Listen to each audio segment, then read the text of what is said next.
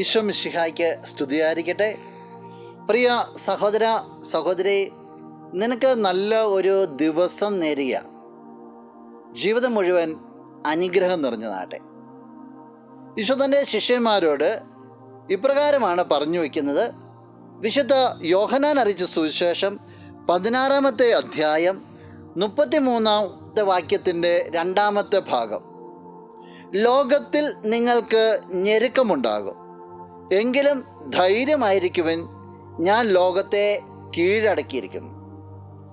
ഈ ലോകത്തിലെല്ലാം ഏറ്റവും ഭംഗിയായിട്ട് നടക്കുന്നതല്ല ഈശോ പറഞ്ഞു വയ്ക്കുക. ഈശോ ശിഷ്യന്മാർ വളരെ പ്ലെയിനായിട്ട് പറയുകയാണ്, നിങ്ങൾക്ക് ഞെരുക്കങ്ങളുണ്ടാകും, പലതരത്തിലുള്ള പ്രതിസന്ധികളും സഹനങ്ങളൊക്കെ നിങ്ങളുടെ ജീവിതത്തിലുണ്ടാകും, നിങ്ങൾക്ക് രോഗങ്ങളുണ്ടാകും, പീഡകളുണ്ടാകും, കഷ്ടതകളുണ്ടാകും, എല്ലാം ഉണ്ടാവും എന്നാണ് പറയുക.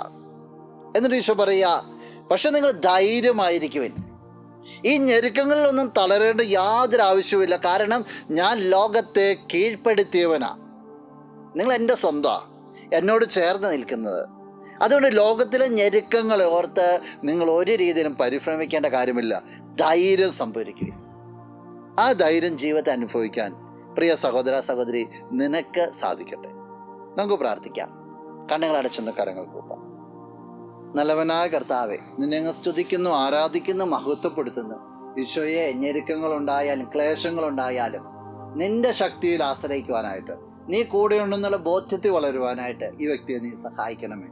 ഇന്നത്തെ ദിവസത്തിന് വേണ്ടതായ കൃപകളും അനുഗ്രഹങ്ങളും നൽകി ഈ വ്യക്തിയെ നീ നിറയ്ക്കണമേ, ഇപ്പോഴും എപ്പോഴും എന്നേക്കും. ആമേൻ.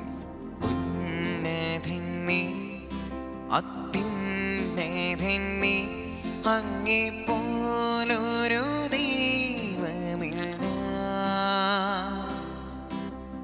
ഉന്നതൻ നീ, അത്യുന്നതൻ നീ, അങ്ങേ പോലൊരു ദൈവമില്ല. അത്ഭുതവാൻ, അതിശയവാൻ, നീ മാത്രമേ ദൈവമേ.